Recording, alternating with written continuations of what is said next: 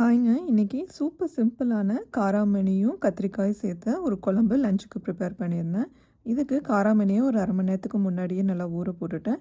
நல்லா ஊறினதுக்கப்புறமா தண்ணி விட்டு கொஞ்சோண்டு உப்பும் சேர்த்து ப்ரெஷர் குக்கரில் குக் பண்ணி எடுத்துக்கிட்டேன். இதுக்கு ஒரு மசாலா ரெடி பண்ணுறதுக்காக கொஞ்சோண்டு எண்ணெய் விட்டு அதில் வெங்காயம் நல்லா வதங்கினதுக்கப்புறமா தக்காளி சேர்த்து அதுவும் வதங்கினதுக்கப்புறமா கொத்தமல்லி தூள், மிளகாத்தூள், சீரகத்தூள் சேர்த்து நல்லா வதங்கினதுக்கப்புறமா ஆற வச்சு பேஸ்ட்டாட்ட ரெடி பண்ணி எடுத்துக்கிட்டேன். இதுக்கப்புறமா கொஞ்சோண்டு லெமன் சைஸ் புளியை தனியாக கரைச்சி வச்சு எடுத்தாச்சு.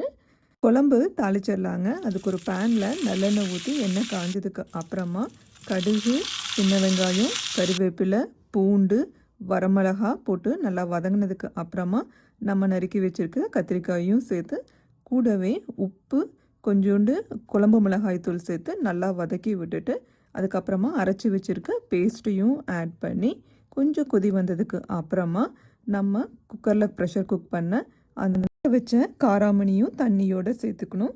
அதுக்கப்புறமா புளித்தண்ணியும் சேர்த்து உங்களுக்கு தேவையான அளவு கன்சிஸ்டன்சி வர வரைக்கும் நல்லா கொதிக்க விட்டுருங்க.